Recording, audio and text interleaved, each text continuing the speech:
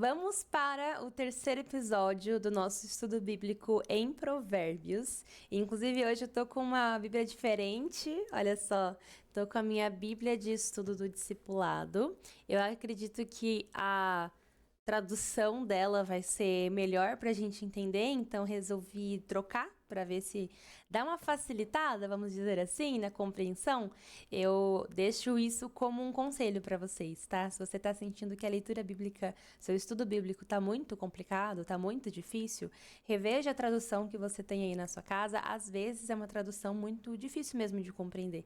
Tenta achar uma um pouco mais fácil. Essa que a gente vai ler aqui hoje é a Nova Almeida Atualizada, e a que a gente estava lendo até agora, ela era uma Almeida, acho que corrigida fiel. E sempre que é fiel, ela é muito parecida com o grego, com o hebraico, e isso dificulta um pouco o nosso entendimento com a nossa língua hoje, né, mais atual, mais contemporânea. Então, vamos tentar ler nessa Bíblia aqui. Muito linda, inclusive, essa Bíblia, gente. Olha só que bonitona. Eu tenho um xodó por essa Bíblia, tanto que eu não marco tanto nela, igual eu marco nas outras, tento manter essa daqui limpinha. Mas vamos lá? Vamos hoje estudar sobre o capítulo 3 de Provérbios. Nós já falamos sobre os dois outros capítulos em outro vídeo. Se você quiser, eu criei uma playlist exclusiva, você pode dar uma olhadinha lá. Mas sem perder tempo, bora lá. Vamos lá, gente. Conselhos da Sabedoria aos Moços é o título do nosso capítulo 3 e ele começa dizendo assim: Meu filho, não se esqueça dos meus ensinos e que o seu coração guarde os meus mandamentos, porque estes aumentarão os seus dias e lhe acrescentarão anos de vida e paz. Então, olha só, no último episódio, no capítulo 2, a gente falou sobre esse versículo mesmo sem ter lido ele, né? Porque assim, na minha cabeça, eu tinha essa memória de que em algum lugar da Bíblia falava que se você ouvisse os ensinamentos dos seus pais, você ia ter mais anos na Terra, você ia ter mais anos ali de vida, né? E agora a gente tá lendo aqui no capítulo 3 justamente esta orientação de quando você ouve, se lembra do que os seus pais lhe ensinaram, os seus dias são aumentados na Terra. Lembra por que a gente falou isso? Né? Usando um exemplo bem específico, a gente falou um pouco sobre envolvimento com coisas erradas. Quando os nossos pais dizem não ande com más companhias, isso faz com que a gente não se envolva, por um exemplo, com pessoas do tráfico, por um exemplo, e aí por estar envolvida no tráfico a gente poderia morrer cedo por algum motivo, por brigas de gangues e etc. Então esse é um exemplo bem nichado de como escutar os pais pode aumentar os seus dias na Terra, literalmente. Mas isso também tem um pouco a ver sobre você ter uma vida de paz, ter uma vida mais tranquila. Afinal, os nossos pais viveram mais anos do que a gente. E mesmo que você discorde muitas coisas dos seus pais, como se seus pais não forem cristãos, por um exemplo, mesmo assim, quando a gente ouve os nossos pais e honra eles, nós honramos a Deus, porque isso é o mandamento, né? Então, lembrem-se disso. Vamos lá, versículo 3. Não deixe que a bondade e a fidelidade abandonem você. Amarre-os ao pescoço e escreva-as na tábua do seu coração. E você encontrará favor e a boa compreensão diante de Deus e das outras pessoas. Então, duas coisas que a gente tem que manter no nosso coração: bondade e fidelidade. Muito bom. Nós precisamos ser pessoas boas. No cerne do nosso ser, sermos pessoas boas. Para quê? Para que você encontre favor e boa compreensão diante de Deus e diante das outras pessoas. Então é algo de cunho espiritual e também terreno. Então, você ser uma pessoa boa vai fazer com que você alcance a boa compreensão e também o favor das pessoas, uma convivência boa com as pessoas. Mas outra coisa muito importante também que eu quero ressaltar aqui é a fidelidade. A fidelidade a Deus, ela é muito importante. É você ser obediente, é você seguir os mandamentos, né? E você ser fiel a Deus é você corresponder com as coisas quais o Senhor deseja que você faça, né? E, gente, pecar deve ser na nossa vida um acidente. né? Deve ser uma coisa que a gente faz esporadicamente, acidentalmente. E estamos sempre tentando fazer menos, né? Agora, quando você está em pecado, você está caindo consequentemente sem se arrepender, sem mudar e está confortável nessa posição de estar pecando, né? Isso não é ser fiel. Então a gente tem que ser fiel ao Senhor, aos seus mandamentos, ser obediente em todas as coisas. E assim a gente vai encontrar favor e boa compreensão diante de Deus e também diante das pessoas. E ser uma pessoa fiel para as outras pessoas também é importante, né? Você ser uma boa amiga, uma amiga que não fofoca, uma amiga que não vai falar mal das suas outras amigas, né? A gente aqui tá em amigas, né? E eu não vou falar mal de você. Espero que você não fale mal de mim também. Brincadeiras à parte. É, assim, você ser fiel, sabe? As pessoas que estão com você, que convivem com você. Se você vê alguém falando mal, você fala, peraí, vamos chamar ela, vamos resolver essa questão aqui agora, vamos dar um jeito. Lembra que a gente falou sobre isso, resolver as nossas questões? Então, isso também é importante, tá bom? E aqui eu quero ressaltar uma coisa com vocês, uma palavrinha, que é escreva na tábua do teu coração. E eu quero te dar uma outra analogia, mais moderninha, para você guardar aí na sua cabeça. Algo que eu criei e eu aprendi quando eu era adolescente. Eu orava falando assim: Deus, tatua as tuas verdades no meu coração, para que eu não me esqueça. Sabe? Escrever de caneta é pouco.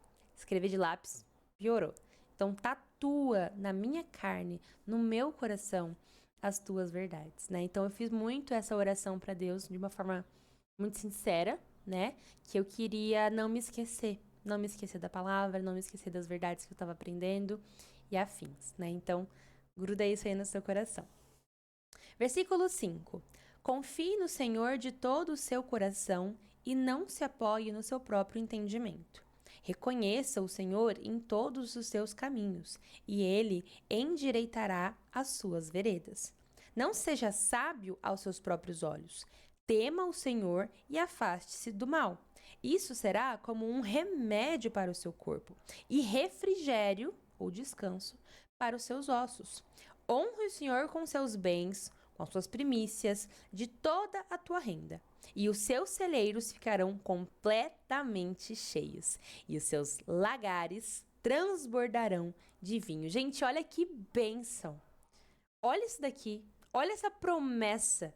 Lembra que a gente falou que a gente vai lendo a Bíblia, você vai encontrando promessas que o Senhor nos dá? Ou, como diriam os coaches, chaves, né? Que a gente pode ir pegando, né? Leis universais, de alguma forma. E olha só esse bloco que a gente acabou de ler, né? Primeiramente, confie no Senhor de todo o teu coração e não apoie-se no seu próprio entendimento. Existem pessoas que acreditam ser muito sábias, muito perfeitas e que o seu conhecimento vai ser tudo na vida delas. Vai ser o que vai levá-las aos lugares que elas vão precisar ir, que vai ser a saída, a resolução da vida delas, o seu próprio entendimento. E não é isso que o Senhor fala pra gente, não é assim que um cristão deve viver. Então, nós, como mulheres cristãs, não podemos nos dar ao luxo de sermos arrogantes a ponto de acreditar que a nossa sabedoria própria é suficiente para que a gente viva bem, para que a gente seja salva, para que a gente seja santa, que não é. Entende? Você consegue entender o que está falando aqui nesse versículo? Você precisa confiar em Deus e não na sua própria cabeça. E eu vou abrir aqui com vocês uma jornada que eu estou passando atualmente, né? Se você me acompanha aqui no canal, provavelmente você já viu algum vídeo meu falando sobre eu ter largado o CLT e depois também largado meu empreendimento. Eu parei de trabalhar como criadora de conteúdo, né? E hoje eu tô simplesmente como uma dona de casa, não tenho outro trabalho senão cuidar de casa, né? E eu estou em uma jornada agora de buscar em Deus qual a vontade dele para a minha vida. Então, Deus, qual que é o meu propósito em ti? É para eu trabalhar ou é para eu ficar em casa, né? A gente tá precisando de dinheiro aqui em casa, beleza. O que é para eu fazer? Porque quando eu estava em 2024 para 2025, eu me engrandeci muito no meu próprio entendimento, no meu próprio conhecimento. E na minha própria mente, eu fui moldando uma vida, criando um cenário, sabe? Não, porque eu vou fazer isso, eu vou fazer aquilo, e aquilo vai dar muito dinheiro, eu vou fazer muita grana esse ano, e eu vou trabalhar desse jeito. Gente, e Deus foi misericordioso com a minha vida, mas ele secou os meus poços. Eu parei de ter cliente, eu parei de ter serviço loucamente, assim, tipo, morreu todo mundo, parou. Fechou as torneiras que estavam ali abertas. Mas isso me protegeu. Me protegeu por quê? Porque eu já estava achando que tudo era na minha própria cabeça, no meu próprio entendimento, porque eu sou muito inteligente, porque eu sou muito boa, uau, olha só. E a ponto, gente, de eu estar na igreja pensando em trabalho, buscando cliente no domingo à noite, na hora do culto. Então você entende como isso tomou meu coração de uma forma errada? E quando eu falo que o Senhor me protegeu, tirando o trabalho de mim, foi por isso. Para que eu desse, um passo para trás. Eu estava te abençoando até agora. Tá vendo como eu posso te abençoar e como eu posso também tirar?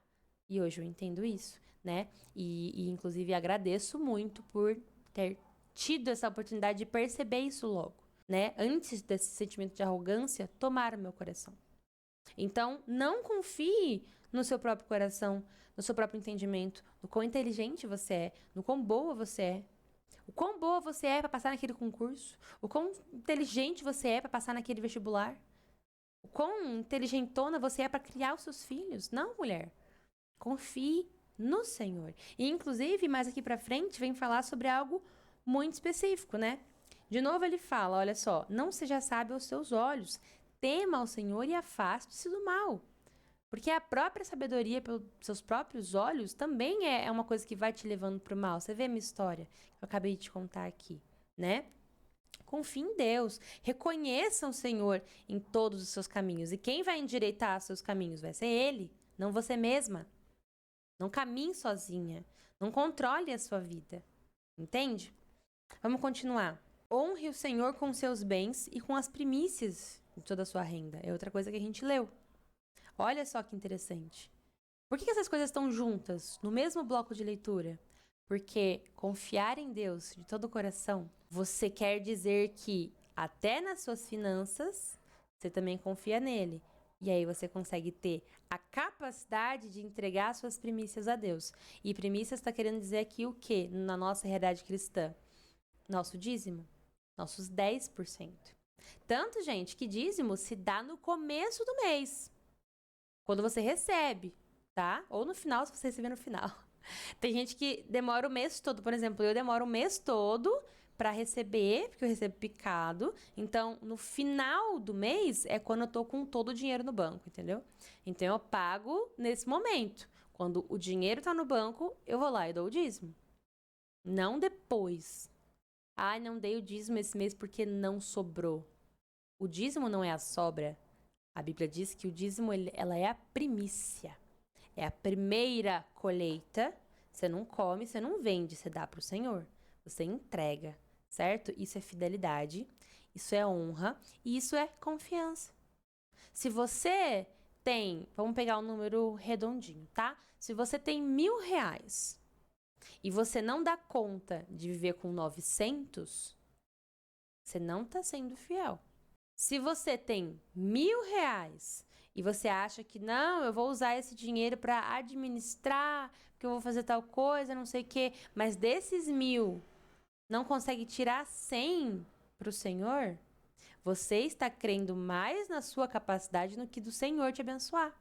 Entende? Então aqui está falando, honra ao Senhor com teus bens, com as primícias de toda a tua renda.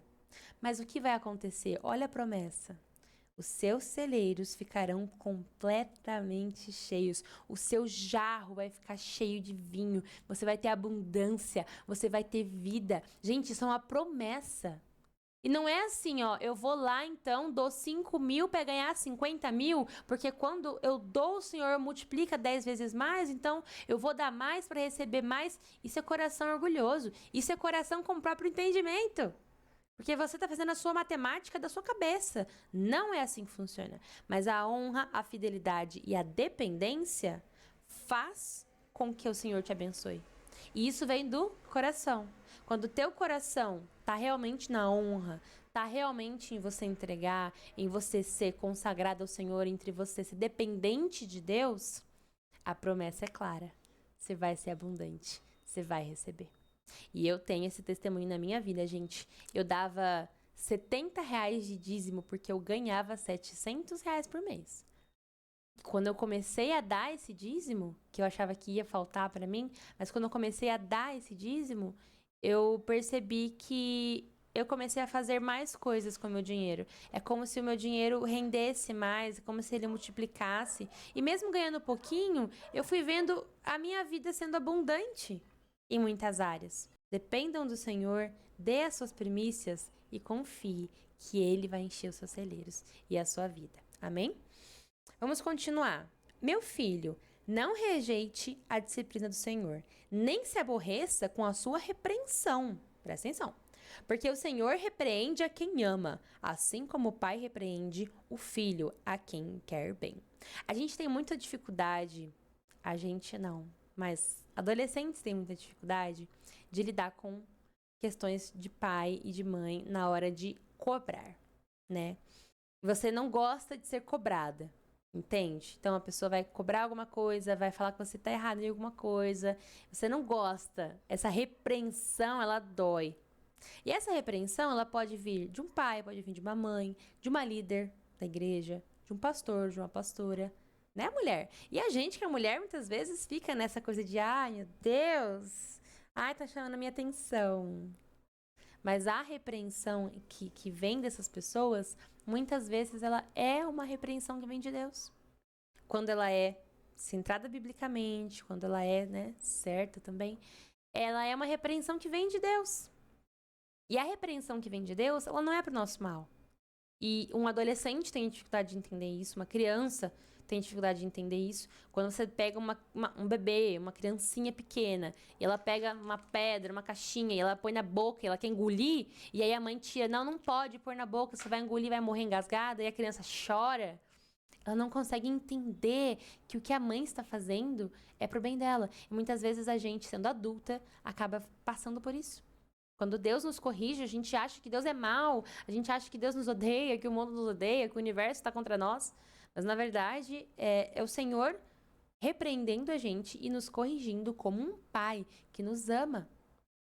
Ou seja, a gente devia escutar e glorificar o Senhor nas correções e repreensões. Por quê? Porque elas estão nos moldando.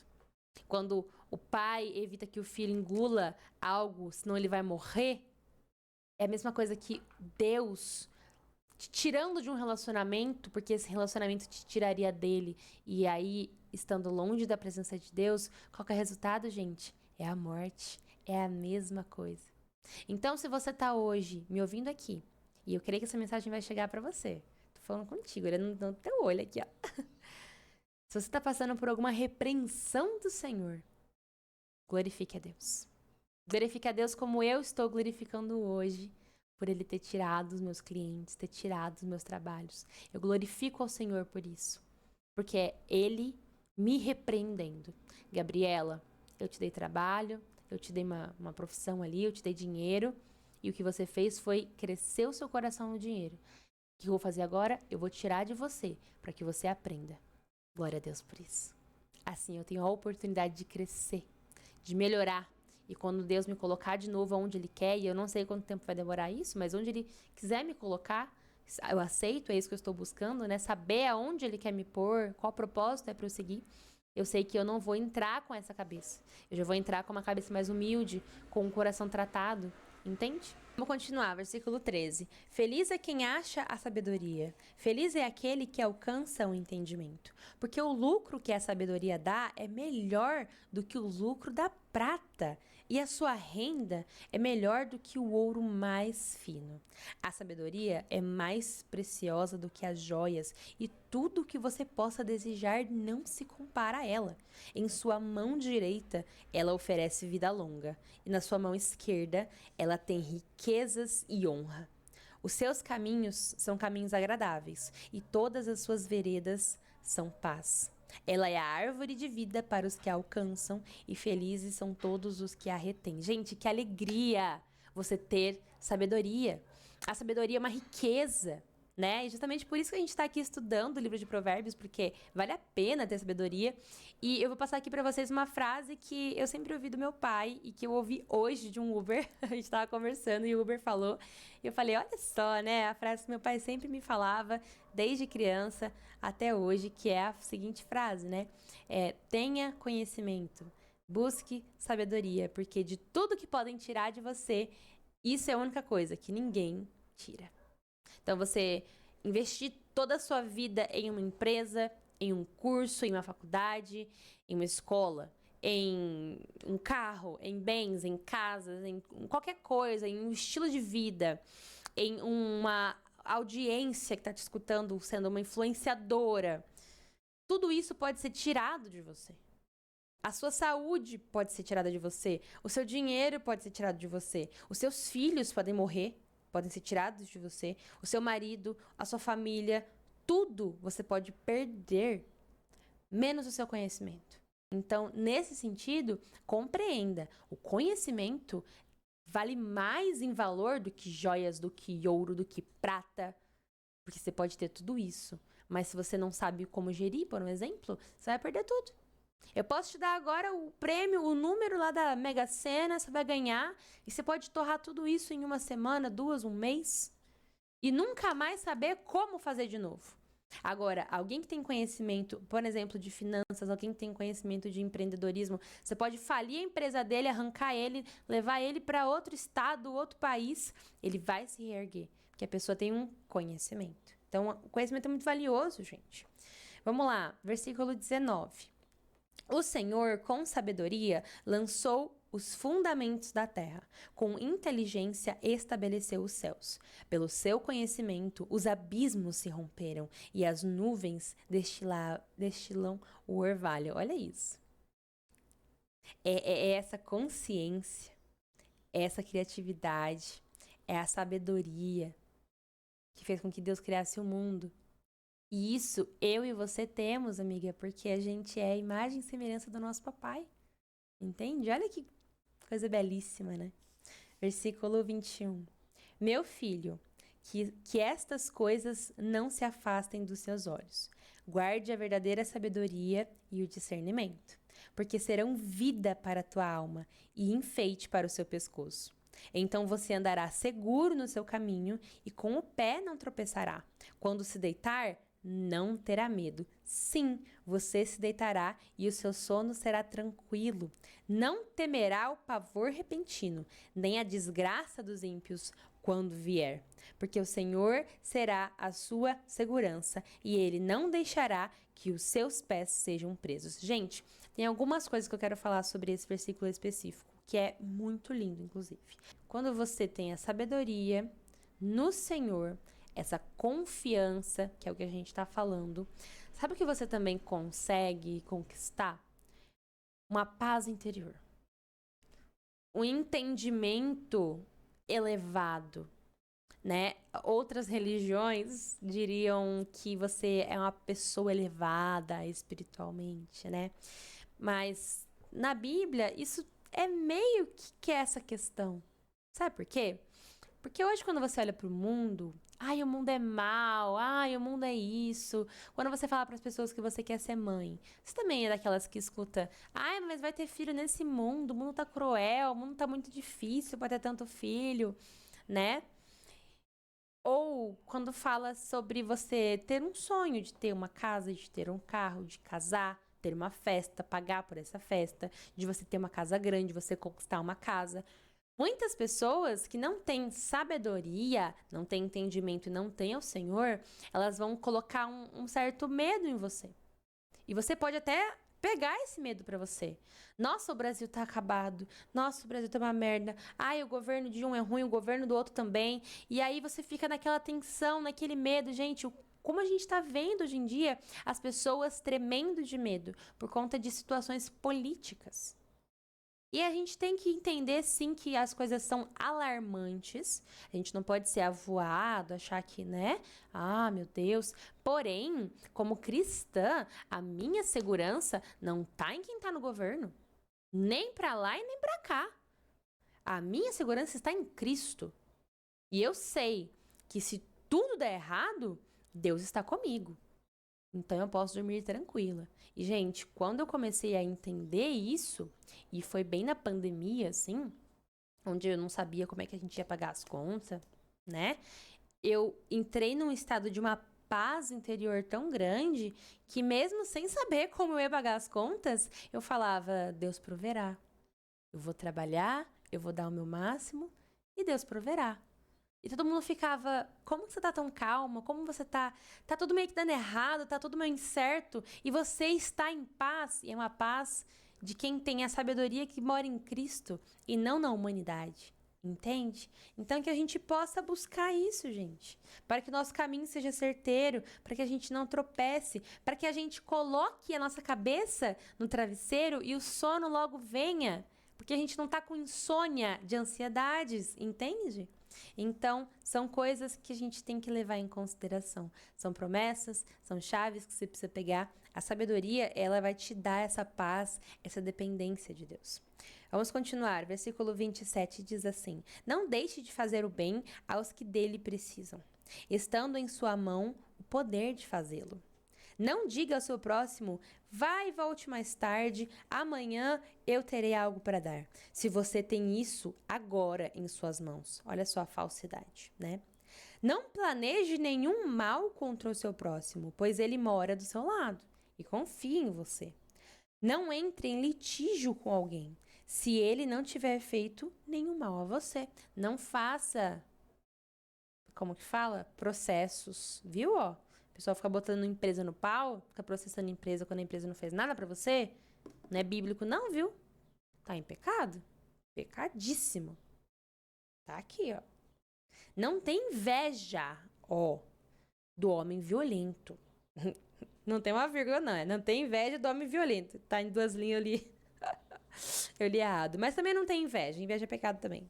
Não tem inveja do homem violento, nem siga nenhum dos seus caminhos, porque o Senhor detesta o perverso, mas aos retos trata com intimidade. Pausa aqui que eu quero falar sobre isso. Às vezes a gente tá invejando gente, tá fazendo mal e tá ganhando dinheiro com isso. Às vezes você tá admirando pessoas que tá enriquecendo às custas da tristeza e da vida dos outros. Negócio de bet, negócio de apostas, né, tigrinho, né? Então pensa um pouco sobre isso. Não inveje essas pessoas. Não inveje o dinheiro que elas têm, a casa, o carro que elas têm, a vida de luxo que elas levam, porque elas estão colhendo isso com o mal. Mas olhe para sua família e veja que você, mulher, está colhendo os frutos de plantar uma sementinha no chão, cuidar dela, regar dela, fazendo o bem, sempre que possível, sempre que puder e tiver nas suas possibilidades, né? Igual tá falando aqui. Então, não inveje quem tá ganhando a vida e o mundo estando nele, porque nós não somos desse mundo, certo? Melhor é uma vida simples, uma vida sem nada, mas no Senhor, do que conquistar tudo nessa vida e perder a sua alma, tá? 33. A maldição do Senhor está sobre a casa dos ímpios, porém a morada dos justos ele abençoa. Tá vendo? Certamente ele zomba dos zombadores, mas dá graça aos humildes. Os sábios herdarão honra, mas os tolos está reservada a vergonha. Então aqui tem de novo mais uma promessa, mais uma chave para a gente finalizar o nosso capítulo 3.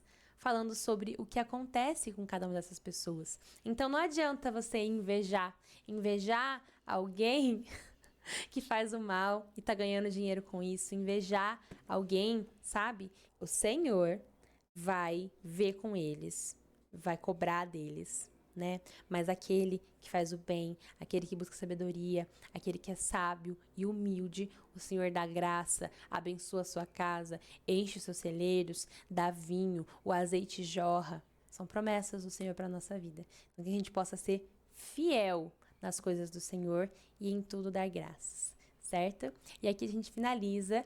Ufa, o capítulo foi longo. Aqui a gente finaliza o nosso capítulo 3 de Provérbios. Eu espero que tenha abençoado muito a sua vida e te enriquecido um pouco mais com sabedoria que vem do céu.